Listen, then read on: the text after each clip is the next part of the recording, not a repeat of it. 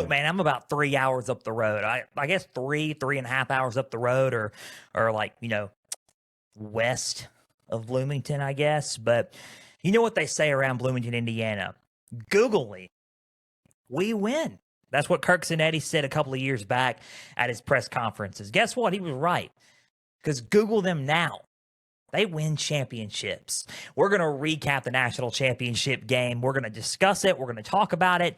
And not only that, we're going to recap the college football season as a whole. It was an exciting national championship game. It's been an exciting 2025 year. We're going to recap that. Then we're going to go into Thursday and do our postseason Q&A. So we're going to wrap up 2025 a little bit, in the next couple of weeks, go on, and then push right into the spring outlooks. We got games, like top 50 games of the 2025 season to go over as well, but we're not going to do that until a couple of weeks. Guys, welcome to Pigskin Frenzy on this beautiful Tuesday afternoon. Thank you for joining us. I'm Joel North, and whether you're watching on YouTube, listening on Spotify, Podbean, and Apple, a big thank you for taking some time out of your Tuesday to just sit back, watch, and listen to some college football coverage presented by me. If you're watching on YouTube, subscribe to the channel, like each episode, leave comments down below. Spotify, Podbean, and Apple, all you got to do is just share around with others and follow on there as well. X and Instagram is at Pigskin_Frenzy.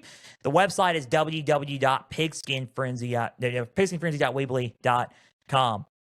Follow and subscribe on all platforms. Guys, we are at 6,400 listeners, 72,000 YouTube channel views. Guys, a huge thank you for tuning in each and every Tuesday and Thursday. Because without you guys, we would not be doing this. We would not be doing this all season long, all year long during the off season as well. So we cannot thank you guys enough, and we cannot express your support enough. We cannot just express how thankful we are for your support. Not only that, we give all of our praise to our Lord Jesus. Without Jesus, we would not be doing this. Without our Lord and Savior, we would not be in college football media. We would not be doing Pigskin Frenzy, not just talking about college football, but most importantly, just spreading his name across all platforms. Because without him, we would not be doing this. And if you want to come to know Jesus, it's the best decision you can ever make in your life. Contact me, X and Instagram, at Pigskin_Frenzy, and the website is www.pigskinfrenzy.weebly.com. Home and About Me page. There's a contact info down below. It's the best decision you can ever make in your life. He is king and he is ruler of all, and we are so thankful he put us in college football media. It is our calling, and we love Jesus, and we give him all the praise. Guys, man, what a national championship. I mean, it was a day ago, but we're expressing kind of like it's a bittersweet moment, right? It's bittersweet because the season's officially over, and it's the 2025 season. It's come to a close, and it was an amazing game. But the thing is, it's bittersweet because you miss college football, but on the other side, you look forward to it, and you are just anticipating more of it up until 2026, right, for the 2026 season. So let's go with the national championship. We're going to recap the season here in a little bit. The national championship game was yesterday. Indiana and Miami, the final two, they stood. I said Indiana was going to win. I valiantly said that this game was not going to be close. I said it was going to be 31-14. I got it right and wrong at the same time. Knowing me, knowing how I am, I got it right and wrong at the same time. The outcome was right, but Miami showed a lot more fight. And for that, I'm glad they made me eat my words. Final score was 27-21. Indiana defeats Miami and wins the national championship. Their first national championship in school history. They're the first team in the modern era to be 16-0. They are the first team in 125 years to finish 16-0 since Yale. Remarkable story and a remarkable turnaround by Kirk Cinetti and the Indiana Hoosiers. Guys, we're going to go over the game. We're going to talk about these two teams because it has been just remarkable. Just remarkable. Man, I'm going to tell you something about Fernando Mendoza, dude. He may not have had an overall phenomenal game, but he played like a freaking warrior out there last night, especially in crunch time, I'm not going to say every play he was a warrior. I will say in crunch moments he was a warrior. Like that 12-yard rushing touchdown. There was one drive in the game, and this was a positive circle moment for me. Kirk Cinetti called 2 timeouts. One for a play to Charlie Becker for a first down. Got that. They move on. There's another 4th and 5. They were going to kick the field goal and take the points. It could have came back to bite him, but it didn't. I'll tell you about that in a minute. It ended up being another timeout by Signetti. You're like, okay, you only have one timeout left. And then all of a sudden, it's a 4th and 5, a draw play on 4th and 5. Mesidor, he gets, rope-a-dope and shaking bait. He breaks off from Bain as well. And Mendoza not only gets the first down, he gets a touchdown out of it. Oh, Warrior. It was a straight-up touchdown rush out of a movie. It looked like the quarterback, the underdog quarterback rushing for a touchdown in a Remember the Titans-esque type movie. It was a scene from a movie. That's what it was. And it put him up by 10. Plays like that is what's the positive circle moment. And plays like that is why Fernando Mendoza is who he is. That's why he won the Heisman Trophy. That is why he was one of the best in college football in 2025. So, with that being said, let's move on. That's another positive circle moment. Fernando Mendoza did well. The running game was there. They tried to run the ball really hard. 79 yards for Black, 60 yards for Hemby. They had an FB dive by Riley Nowakowski, tight end, moving to full back for an FB dive. And then you had Fernando Mendoza with that 12-yard rush. Omar Cooper, 71 yards. Charlie Becker, 65 yards. Surratt had 28 yards. It wasn't like a yardage and stat type game. It was a battle of physicality, and that's what it was. We can go over the stats, but I'm going to say this. It was a battle of who was the more physical team. And in certain moments, it was Miami. In certain moments, it was Indiana. But let's go over the stats. For Indiana, 317 total yards. Miami beat them in that category. Miami beat them in passing yards. Miami beat them in yards per play. I will tell you what Miami did not beat them at, and that's running the ball. Rushing the ball, 131 yards compared to their 110. But Miami on paper, you're thinking they could have won. But there are some things that Miami didn't do, and that's third downs. They were 3 for 11 on third down. They had 7 penalties for 60 yards, and an interception was thrown by Miami. But for Indiana, no turnovers, 35 minutes in time of possession, 6 or 16 on third down, and they did allow 3 sacks, yes, but if you look at Indiana, they had a couple of mistakes that could have cost them, like a penalty, maybe, like a penalty, like the flinch penalty for the false start. Other than that, not really a whole lot. And what I mean by not really a whole lot, I mean not really a whole lot of mistakes in that game, because that's been Indiana usually all year. They just don't make a lot of mistakes. They're like a top 10 team in fewest in penalties, right? So they don't make many mistakes in that regard. They don't turn the ball over a lot. So you're like, what are you going to do? They're going to win. That's pretty much what's going to happen. They're going to end up winning the football game. And Indiana ends up winning the national championship. It has been a remarkable story for Indiana. I recapped their season already. We're not going to do over that, but it's just a remarkable turnaround. In year 2, because in year 1, I said after Indiana lost, I said Notre Dame was going to win that game. I got it right. Last year, they blew them out of the water. I mean, up until the very end. I mean, maybe at the very end, Indiana showed some fight, but they weren't built enough to make a run.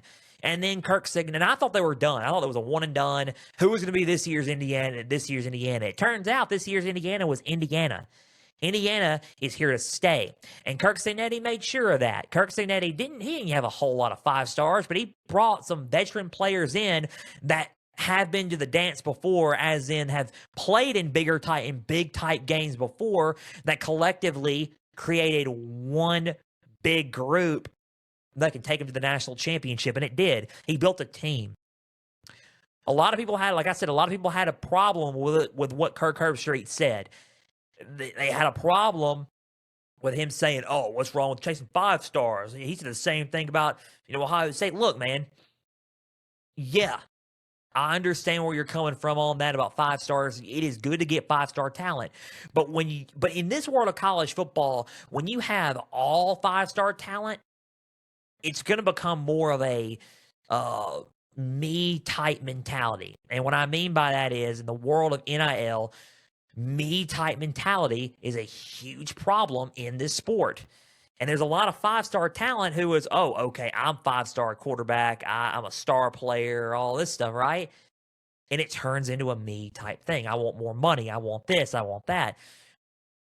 Indiana had a culture and a system in place to where, look, we're going to give you what you want, but you're also going to have to buy in to the culture and buy in as a team and as a brotherhood with everybody else. And they did, and they bought in, and they won a title. That got them to the dance. Indiana's here to stay. They're a top 10 in the transfer portal. They're doing great in high school recruiting as well. Kirk Cinetti has completely changed the game there. Within the span of 2 to 3 years, his system has been instilled there, and it's completely changed the game in Bloomington, Indiana. They're a football school now.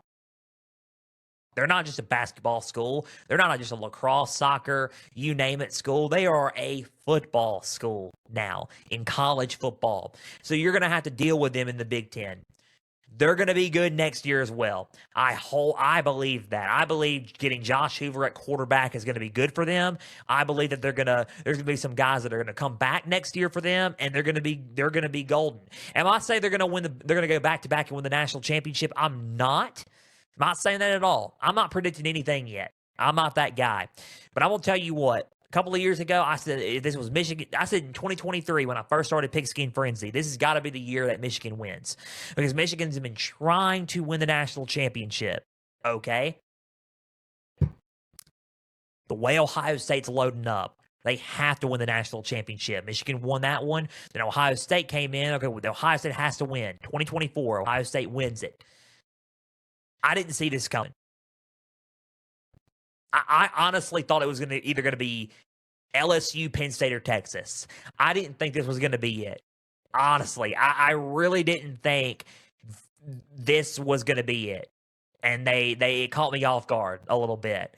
But I'm glad it did because it turned out to be a remarkable run, a remarkable turnaround. Kirk Cinetti, Google him, he wins. They deserve all the praise. They really do. I mean, 16-0, the first team in school history. I mean, first team in school history, like in the first football team in the history of the programs who win a national title. Not only that, this is their first ever national championship in football program history. This is the first team to go 16-0 in the modern era of the sport. The first team in 125 years to go 16-0. I mean, it's a remarkable story. A remarkable story. And you can't say about the schedule. You can't say about all that because they ended up beating really good teams on their schedule in the regular season and in the postseason. So you can't really say, hey, this team, who did they beat? They beat teams. Was it like a LSU type resume? Probably not. No. But they beat some really good teams. They beat conference champions.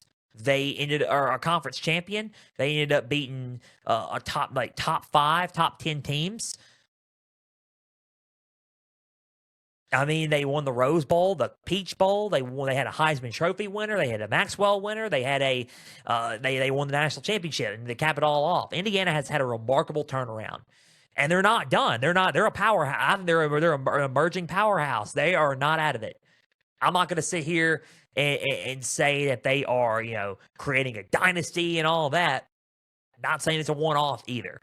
I personally, the way it's building and the way they have a system in place with NIL, their budget's good, their resources, their finances are building even more. The way they are building in Bloomington and the way their facilities are getting a lot better, I would not doubt it. I would not be shocked and surprised if Indiana is not back in this spot sooner rather than later. That's just my thoughts on everything. I would not be shocked if they were back here sooner rather than later. 27-21 was the final score of this game. What a game this was, man. What a game. Let's talk about Miami. We talked about the national champion, Indiana Hoosiers. Congratulations to them. And Google Kirk Cinetti. Not only does he win, he apparently wins championships. Big Ten titles and national titles as well. He is the fourth. I know, yeah. Yeah, fourth active coach in college football with a national title. He joins Ryan Day, he joins Dabo Swinney, and he joins Kirby Smart as the fourth active national champion, as the fourth active coach that has won a national title. So, congratulations to Kirk Cignetti. Let's talk about Miami. For the first time, I guess, covering the sport and in my lifetime as a fan and spectator of the sport, I have not seen Miami play in a national title.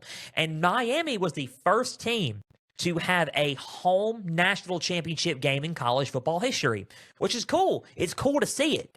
Um, I was all for it. Pump for Miami. Pump for them. I'm glad they made it. It was a debacle the whole way through for them to get in. And they ended up proving everybody wrong throughout the field. They ended up beating A&M in College Station. They ended up going to Dallas to beat Ohio State. They did. They ended up going to the Fiesta Bowl to beat Ole Miss in a close one. They did. And then they made it to the national championship, home field advantage in the national championship, and they fought tooth and nail. So they made me eat my words. Miami made me eat my words, and I am so proud to say that Mario Cristobal and the Hurricanes made me eat my words. I am proud to say that I got that one wrong. I thought it wasn't going to be close because I knew how Indiana was. I knew how Indiana has been operating this whole season and throughout this playoff. They made me eat my words. I know they didn't win, and I know that I got it wrong. I got it right because I picked Indiana, but I got it wrong for the fight. They showed fight, and they showed heart, and they showed toughness in that game, and I applaud them for that. Carson Beck in this game. There's some positives and some negatives. Positives, they showed fight. Positive circle moment. Click of the pin. Our last positive and negative circle moments of the season, man. Let's just rock and roll.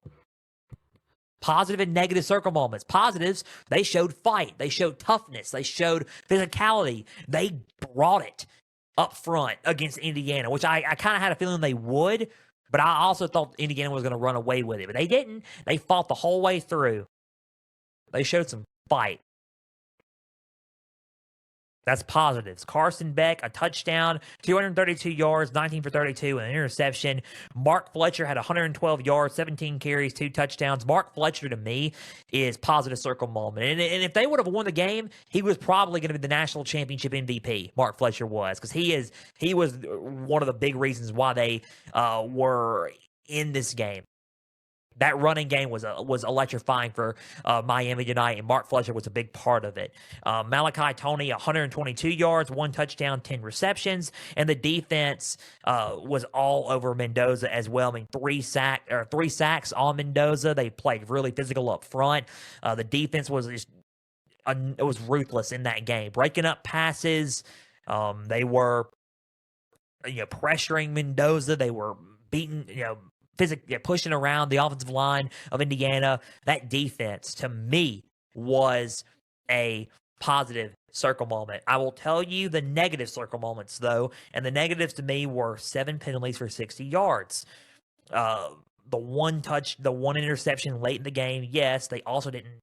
Time of possession was out of whack, yes, but mainly those penalties. When they did have the opportunities, the penalties kind of set them back in a lot of ways. I know the block punt for special teams, that was all Indiana. I don't think that was really on Miami. That was all Indiana. Indiana was electrifying on that play.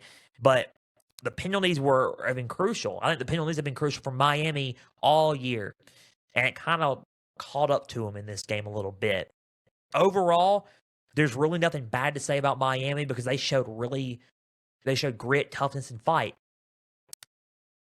I don't really think I'm not going to sit here and say, okay, Miami's out of it. I don't think Miami's out of it. I think the way Mario Cristobal has been recruiting to Miami, depending on who they get in the portal, that's not a Darian Mensah hit at all. I'm not trying to say that's a Darian Mensah hint at all. Do I think it could go that way? It's looking like it probably could be Miami and Darian Mensah together. But even if they land him, whoever they get, It's going to be good. I mean, I think Miami's here to stay. Mark Fletcher's going to be back. Malachi Tony's going to be back. You're going to have some weapons on offense for Miami. You're going to reload on defense like you always do. If you keep Shannon Dawson and Heatherman together, I think everything's going to be fine down in South Beach. I really do. I think Miami and in Coral Gables, I think everything's going to be fine down there. I really do. I think Miami is a team that everyone's going to knock them out of the water and be dead. I think they surprised me a lot this year. They've heavily, when I mean heavily fixed their defense. Their defense turned in to a power, I mean, literally just electrifying team on that side of the ball. They went from one of the worst defenses last year to one of the probably top 10, top 5 best defenses in college football. Like that. So, remarkable story, remarkable turnaround on that side of the ball for Miami. You got players that are talented. I think they're gonna be back. This is not me being, tiny bit. It's not me spoiling anything, right? I got to figure out the rest of the stuff. I mean, I got to go through spring first before I do any conference standing projections yet in June, because that's in June and up until July. But I'm going to tell you, man, they may be at the top of my list in the ACC coming up. Miami may be to win the whole conference championship. I think Miami could be back. I really do, and sooner rather than later. I think Mario Cristobal's not done. They're going to be back soon, I believe. And I think the way they have been recruiting in the portal and in high school recruiting, I think the way their system is set up, the way Mario Cristobal has been coaching, I just don't really see the Canes, going away anytime soon again. I don't think this is a one-off from the Canes. And it's, okay, we'll see you in the next 15 to 25 years. No. I think Miami's probably going to be in it for a minute. So let's see. Congratulations to Miami on a heck of a season. Remarkable run that they made. They lost this game tonight, but they showed some toughness, and they made me eat my words. They really did. Miami, I said that Miami was one of the best teams in college football back in October. And they showed that throughout the playoffs. They really did. They showed why Joel in October was right. They really did. And I applaud them for that. So, final score of this game was 27-21.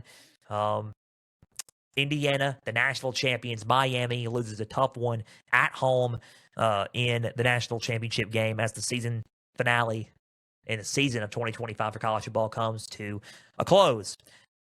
That was a national championship game recap. Guys, let's recap the 2025 season because, man, we're going to end it on a bittersweet note, but we're also going to end it on just personal, not really personal thoughts, but thoughts of the game itself.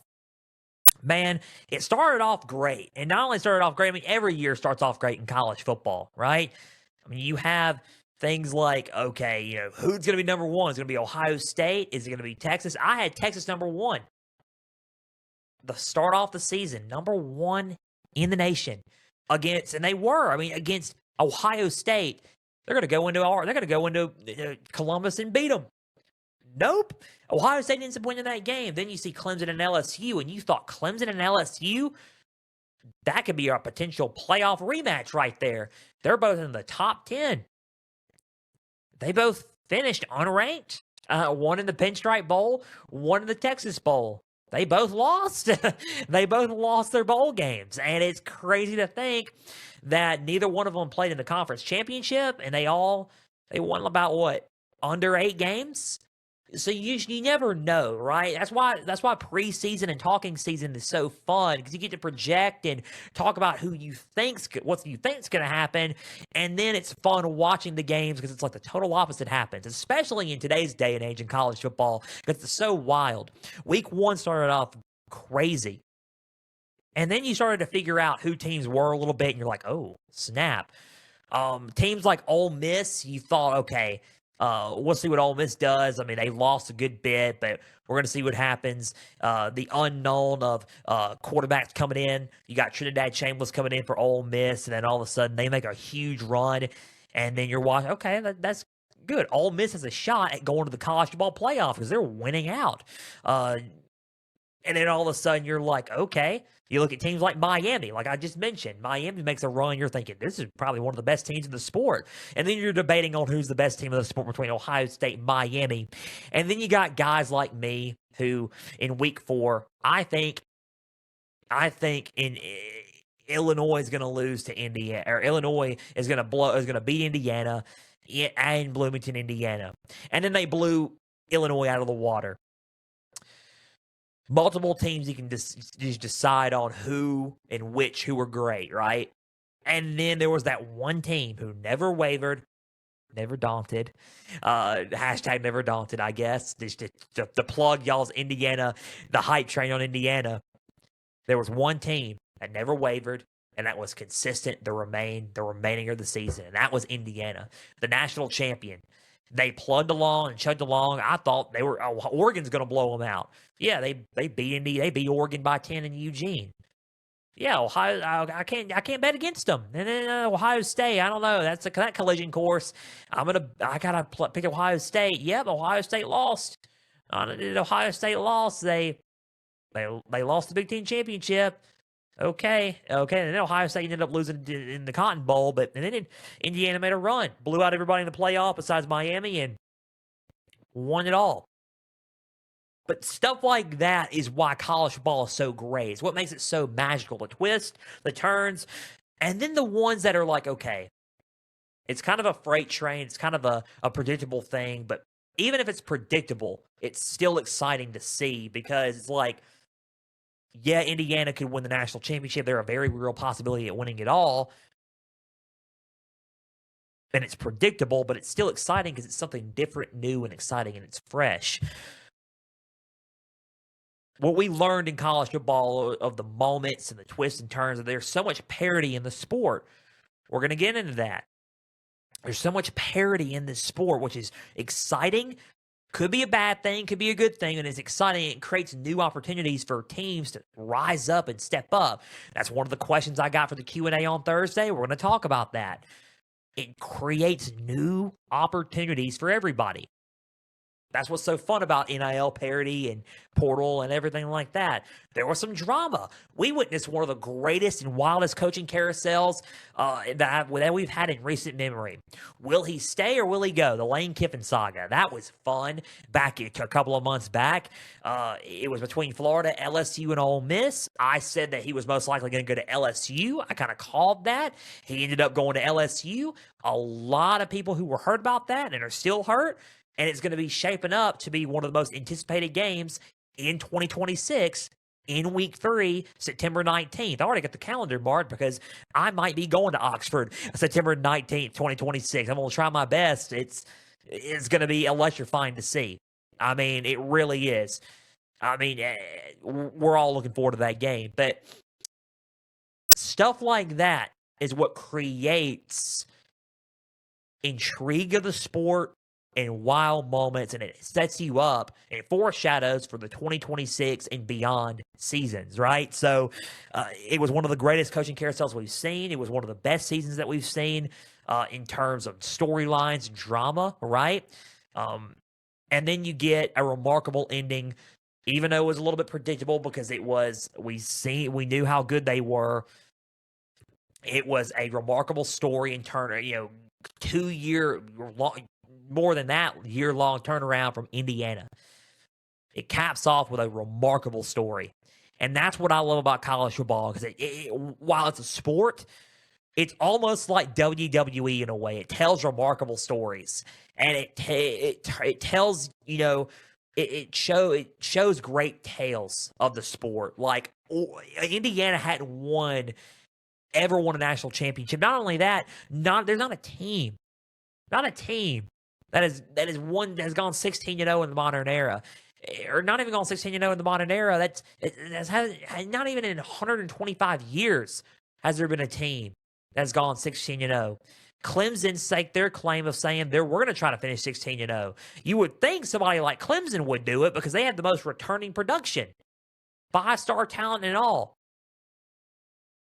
But if Indiana tells you anything, it's not really about the 5 stars and all that. They had 0 5 stars, and they We're the first team in modern history to finish 16-0.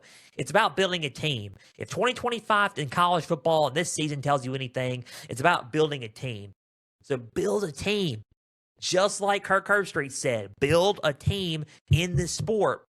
Because if you do that, if you do that, you're going to not only have a team mindset, a culture mindset, you're going to have experience on your side, you're going to have kind of people coming from everywhere kind of collectively working together. It is okay to have 5 stars, but don't load your team up with 5 stars, because sometimes all you need is a little bit of experience around everybody, right? Who want to play for each other instead of just play, okay, we're going to have this paycheck for NIL and this paycheck here.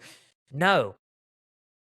It's good to have NIL and it's good to pay the players, but build it for a cause, build it for a team culture based mindset. If you do that and have that culture there, who can stop them? Lane Kiffin has gotten some 5 stars through the portal and he's gotten some 5 stars in recruiting, but he's also building a team down there. So watch out for teams like LSU. Watch out for teams like Florida, because John Summerall's doing that at Florida. I mean, watch out for Ohio State again and Texas again. Watch out for those type schools, because they're doing it. That's what 2025 has shown us, and that is why 2025 in college football was so special. The twists, the turns, but also some of the predictability to it. The predictability of it all, with Indiana winning it all, even though we probably saw it coming. Probably in early December could have been, or on New Year's we probably saw it coming. That even though that they're predictable, the story there was so great. It's the story and the whole turnaround of Indiana, the whole turnaround of schools that were okay. Didn't think they were going to be a competitor, and they were.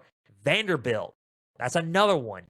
Had a shot at trying to make the playoffs. They didn't, but they showed a lot of toughness and guts in games, and they won 10. Like 10 had a 10-win season, the most in program history. They've never won 10 games in program history, and they did this year. Stuff like that is what makes college football so fun to watch and so great to watch. That's why I'm going to miss it. That's why I'm going to miss it watching the games itself for, over the next 7 to 8 months. Like, I can't wait for it to come back now. I'm pumped on January 20th right now. I'm pumped to watch it right now. It's ice through my veins. I cannot wait to watch it again. Until then, though, we have an all-year show, and that is what's so perfect about college football and what's so perfect about college football media and Pigskin Frenzy and about my job doing this, because it's all year round. We got portal episodes that we're going to talk about. We got list episodes we're going to talk about. We got very special guests and interviews and stories that we're going to tell throughout the off season, which it's going to be fun for the viewing audience, because I know you guys want more guests on the show, and we're going to bring that to you. We're going to bring that to you, and that is what's so special about Pigskin Frenzy and so special about college football media. And that's what's so special about doing this, is I love doing it. And I'm going to keep doing it. Year 4, we're going into year 4 doing this, and year 4 covering college football, and it's going to even be bigger than ever. And I know that the audience and the viewership's going up, but I love doing it just for y'all, and I love doing it for the viewership and all that, because I love doing it because I love the sport, just like everybody else. It's a we show, and that's what I love about Pigskin Frenzy, and that's what I love about covering this sport. I'm going to miss it for the time being. One last thing, and I know that was my praise of the sport, and that's where I usually sign off. But and I may get a couple of questions on this on Q&A, but I'll state my piece on this now. While I do love college football, and I will still love college football forever, there's no doubt, and this is how I'll end it.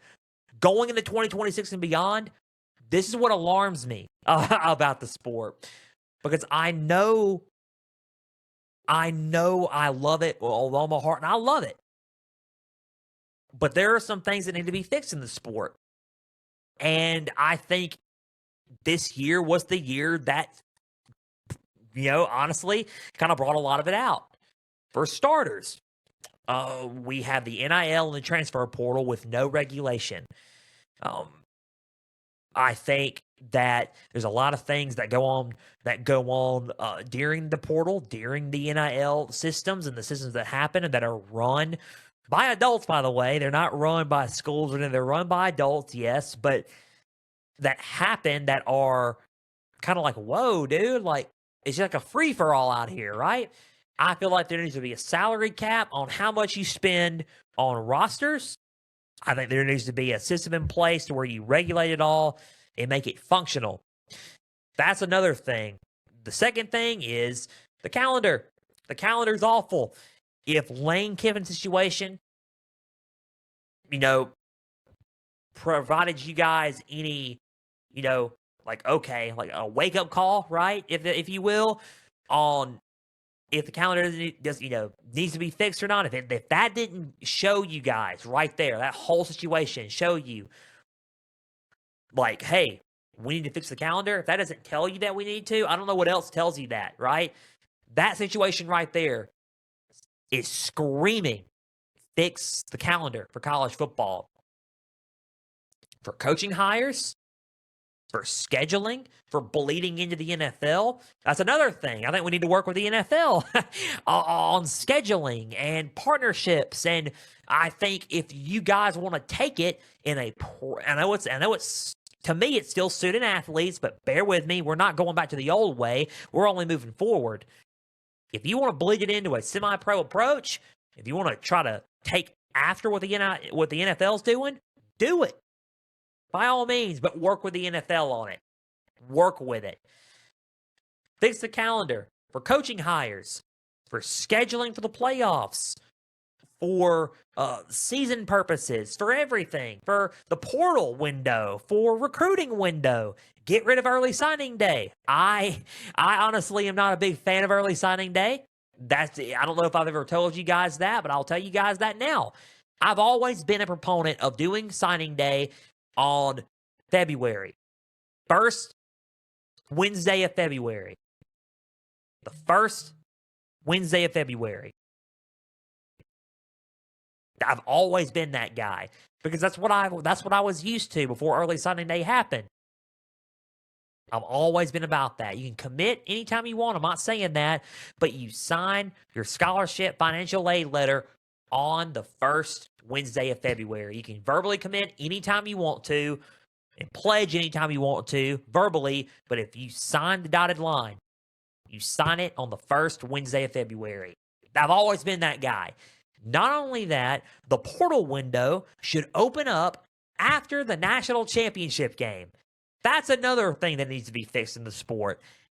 I think that there needs to be a window that for the portal that opens up for 15 to 30 days after the national championship concludes and after the season concludes, just like the NFL does. The NFL has free agency, right, in the sport. They have a salary cap, right?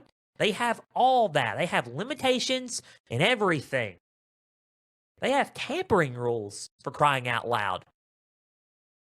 If the NFL does it, with contracts and all that, college football, and if y'all want to take an NFL approach, do that. Model it after that. Because if you want to model the transfer portal and all that after it's like NFL free agency, do it. Do it that way. And model it that way. Set a rule for tampering. No team can contact anybody during the season or unless they enter the portal, right? Do that. Salary cap for NIL. I cannot stand that because, like I said, I grew up in the BCS old school era, even though people were getting paid under the rug. Now it's all legal. NIL salary cap needs to happen so it can be fair to everybody, team-wise and player-wise across the board. I wholeheartedly believe that. Do that. And let's see who gets the best shot at landing somebody's services or for a player services that they really want, right? I believe that. A fair and balanced salary cap for NIL. That's one regulation and tampering rules for the transfer portal, and the window opens up after the national championship game. Speaking of that, Yes, keep it at 12. If you do move it to 16, get rid of the buys. I believe getting rid of the buys. I also believe if you want to, you know, there's so much, if you want to do scheduling and all that, there's so much gaps in between the national championship because for the days, for crying out loud, the next year's game for the 2026 season, the 2026 national championship for the 2026 season, right, is playing next January on January 25th.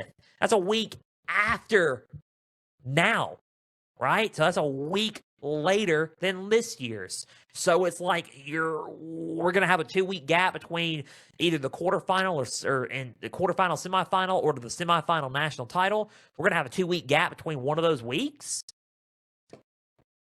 You can't do that because you're taking up too much time.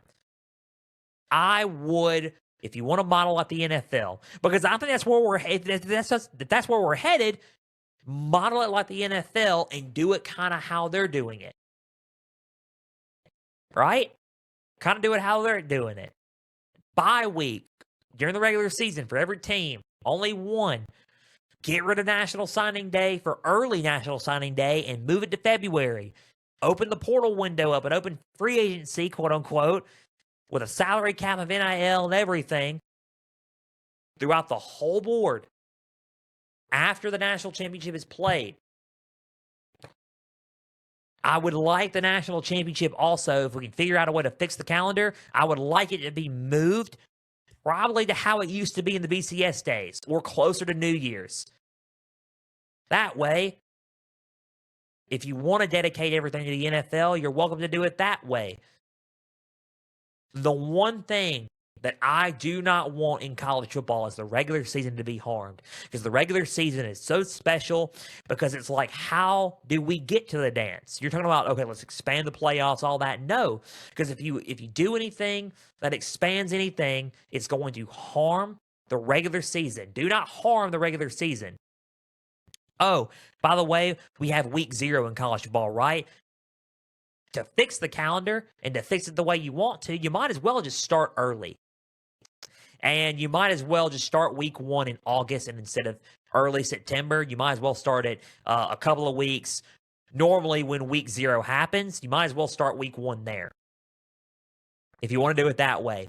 That's my take on it. That's how I would fix college football up. I went on a whole rant. I will not really rant, but tangent. I will bring more to the table as the prodigy of college football and find my voice even more in this sport. Because I need to figure out, this is just a heart-to-heart live talk right now.